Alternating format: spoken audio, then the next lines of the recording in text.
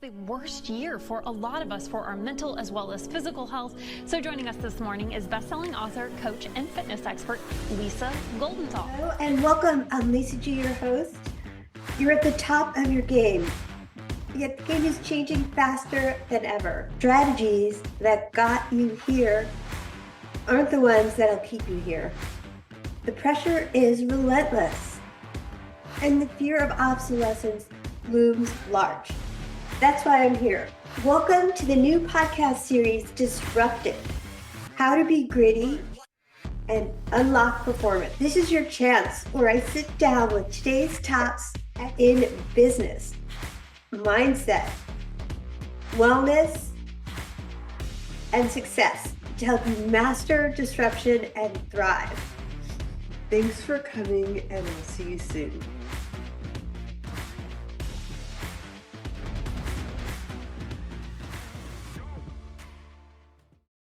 Welcome to the WholeCEO with Lisa G podcast. Get ready to ignite your work life with a master of leadership.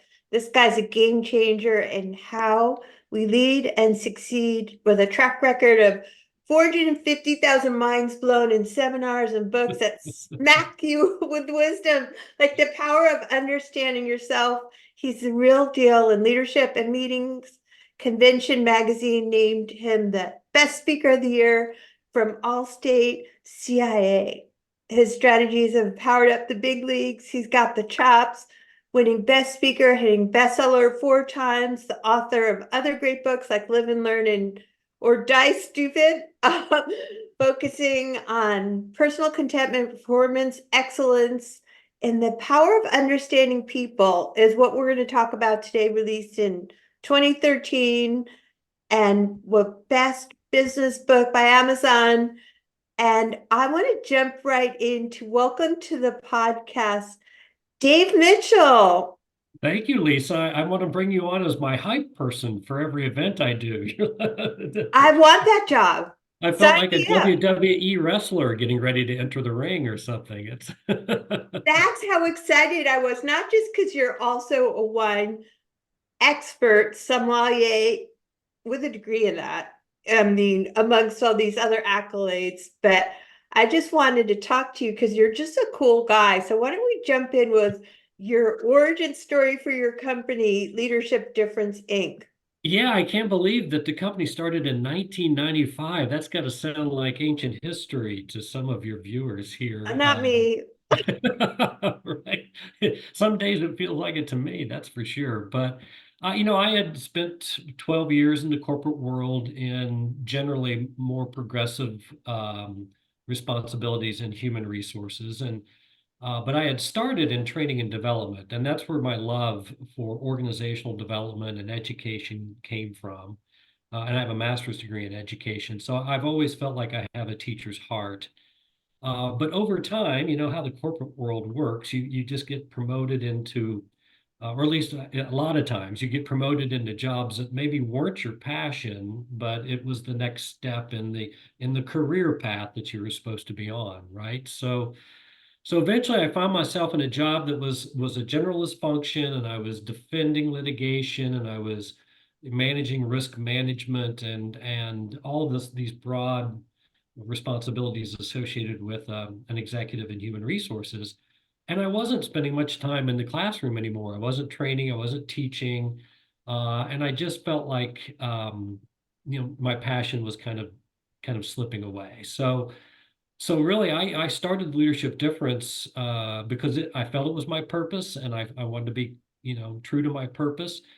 But also, I was feeling desperate that, it might be too late. The golden handcuffs might tighten up so quick that I will never escape the corporate world to pursue my actual, passion. So in 1995, I thought, well, this is my last shot because they're paying me a lot of money in this corporate world. If I don't take the jump now, I'll just never be able to rationalize it fiscally. So away I went and never looked back. And I've never regretted that decision once.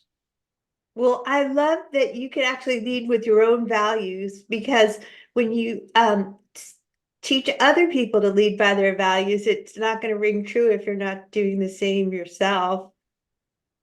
Yeah, true. I talk a lot about, I know we're talking about the power of understanding people today, but in my most recent book, The Peak Performance Culture, one of the fundamental building blocks for creating a high level culture is to have a core ideology that really resonates with the marketplace and generates the kind of success that you want to have.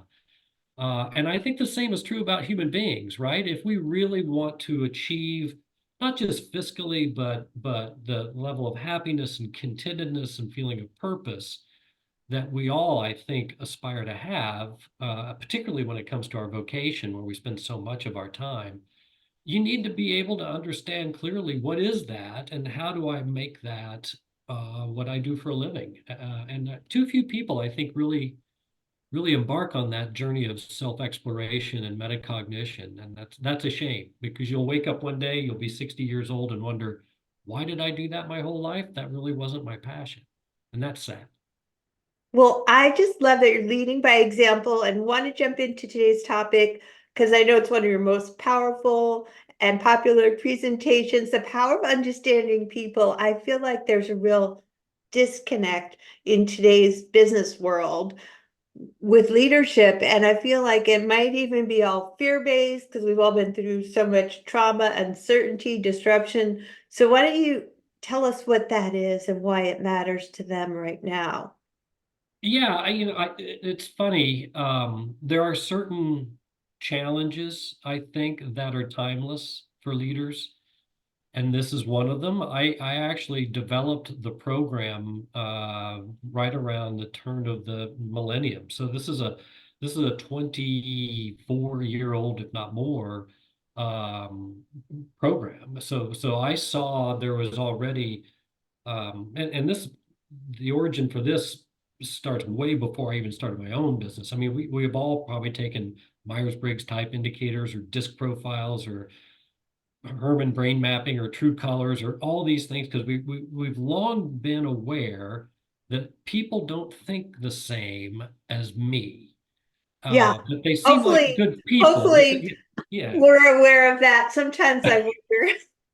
Well, I think it's one of those things that we're aware of in an academic sense, but when it's proven to us, it's still maddening, right? It's like, I know on some level that everybody thinks a little differently, but when they prove it, I get mad. Yeah, So I've always tried to provide a very non-threatening, humorous, fun way to explore these different ways that we think. And it resonated in 1995 or shortly thereafter when I started my company. It resonates today, and it explains a lot of things that people pass off due to other um, kind of sources. That politics now is a big yeah, that's what it's a came big to area. mind. Yeah.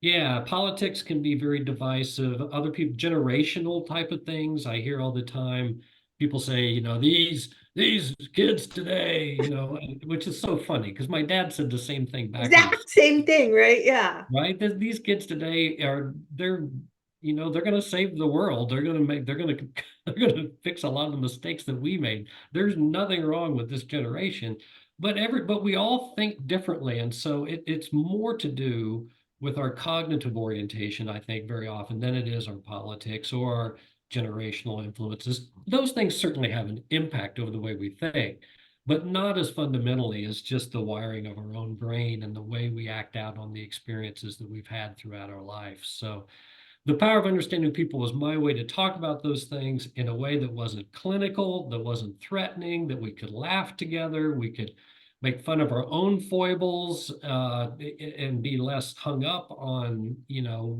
our own peccadillos. And it's just really resonated, as you mentioned in the intro. I mean, the event eventually was named Best Educational Workshop in the World at the World Education Congress. I was named Best Speaker when the book came out. It was an Amazon pick for Best Business Book. All the thing because it just struck a nerve. As I told a client recently, it's like Wild Cherry had Play That Funky Music. That was their right. one big hit. And the power of understanding people is kind of my Play That Funky Music. I think it's the song that really everybody liked. So Yeah, it's my baby. It's probably my language. Oh, well, Yeah. congratulations on all your success with Power of Understanding People. Do you have any actionable tips for our audience, Dave Mitchell, on let's just say we all think we're good at understanding people, but if we all were, there wouldn't be so much disengagement in the workforce and people quiet quitting and just not happy. So, do you have any tips for our audience on how they can better understand people in their organization or at home? Yeah, well, I mean, obviously, I would be a proponent of reading the book and understanding some of the science behind why we inherently are similar on a foundation level, but different enough cognitively to irritate each other. I mean, Yeah. understanding kind of the mechanics of that can be very useful. But here's the end message I always give people that attend my seminars or keynotes is a quote that's attributed to Abraham Lincoln, and paraphrasing it, it's basically him saying, "I don't like that guy. I need to get to know him better." And I feel like if we start to recognize irritation as not a matter of good or bad, when someone irritates me, that doesn't make them a bad person. It just makes their perspective different from mine. So maybe I have some things I can learn from them because I don't view it that way, or I don't do it that way, or I don't act in that manner. Let me better understand why that person feels like that's the appropriate way to think or act or communicate. And they hopefully will feel the same about you, and we can broaden our understanding of the world as opposed to just kind of villainize each other over perceived, evil differences rather than just differences. Well, the world needs more of you to help solve these huge problems we're having right now. I know it seemed like it was relevant 20 years ago, and it was, and it seems like it's relevant today because it still is. So everybody wants to feel understood. And I feel like the gap is that if you could repeat back maybe what someone said and take an interest in what they said, even though you don't agree with it, then maybe more people could meet in the middle, actually discuss opinions in a way that's not like knives out, let's just fight.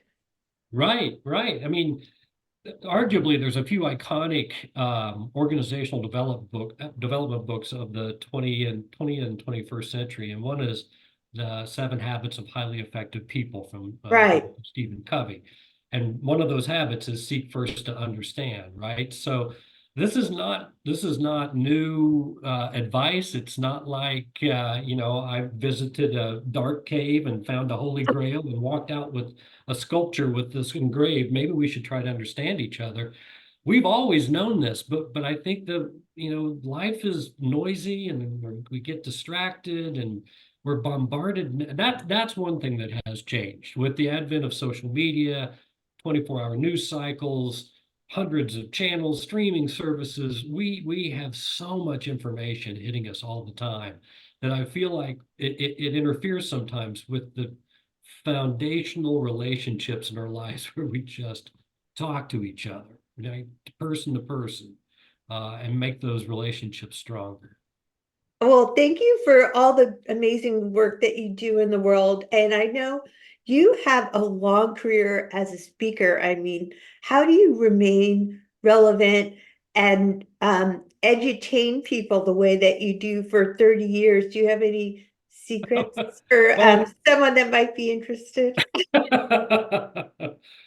well, I think first of all, be good, right? I'm at an age right now where I have a lot of people that, want to meet me for coffee or something. And, how do I do this? How do I, emulate the same career path that you've managed to do? And the first thing I always say is it helps to be good. And I, if you knew me better, you knew I would be well served by having actually a bigger ego, but I will admit I'm good on stage, far better than in a podcast, in case people are wondering. So I mean, you have to be good to have longevity. And I also think it helps to hit on a topic that is fairly timeless. And most of my work is understanding other people, things that kind of evolve out of that, like conflict resolution and leadership techniques for wide varieties of people, understanding yourself, understanding culture, which is how we behave as a collective. And those don't go out of style. You see some, I don't want to pick a topic because I feel like I'll irritate somebody or Well, alienate leadership is here. such a vague topic, anything around there. Right, but there's these buzzwords that come out, and all of a sudden they're like the thing of the month, and then for a year or two, that's everybody's talking about it. Like disruption was a big topic for a while, and there are these things that get the headlines for a finite period of time, but then they fade. So I think it's important that if you wanted to actually be a serious speaker for an extended period of time, you need to go back to the fundamentals of what impacts people and organizations. Otherwise, you're going to reinvent yourself every 2 or 3 years as you come up with some next buzzy thing. So I think that's part of why I've been successful. I didn't try to discover a secret technique. I just tried to make people better practitioners of classic leadership skills. Wow. Well, thanks for sharing your secret sauce. I mean, do you have any other Oh, and advice? be lucky. I will say that. Get lucky. Be lucky. There's a lot of really talented speakers that never got their break, right? I got lucky with a couple of high-profile successes. So, and as they often say, hard work makes you luckier. So, the harder you work, the luckier you are. Isn't that funny how that works? I It tend is. to agree with all of the things. I mean, obviously you have to be good. Obviously you have to be topical and you have to like stick to your topic. And this is good advice for me. I'm taking mental notes and I'll have the Well, recordings. So I think you'll actually, be fine, Lisa. thanks. I actually started this podcast in 2020 because it was really hard for me. And I was like, this is hard for all of us who, like myself, had to pivot and reinvent myself, which I love doing every 4 years anyhow. But at the same time, I always ask my expert guests, how can we be unstoppable? Do you have any final wisdom bombs you want to leave our audience with? How can you be unstoppable? Well, I'm going to go back to where we started, which I think is always nice, right? When we come full circle. But any endeavor, it's funny. It's another topic that comes up during my coffee meetings with young professionals that are trying to enter in this. I'm like, don't be fooled by the fact that I seem to be very happy and I seem to have all this energy. It's still hard work. You still, as an entrepreneur, and this, Lisa, there's no guarantee of your salary. I have a very dear friend who's a neighbor who works in a corporate setting, and every time we get together, he says, I just don't know how you do it. I would be scared to death all the time. Now, my response is, well, I don't know who has the most secure job. You have one client that pays you your entire income. I have hundreds of clients that pay me little portions of my income. One of my clients changes their mind. It's like 1% of my income, maybe. Your one client changes their mind, you have no income now. So that's one of the things I always remind people when they want to be an entrepreneur is it's not necessarily as risky as you think, provided that you work hard to build up your book and build up your clients and have people and by the way, deliver what you promise and be good at what you do. But the big thing, the big foundational piece of all that, Lisa, is you have to be passionate about it. You have to love it.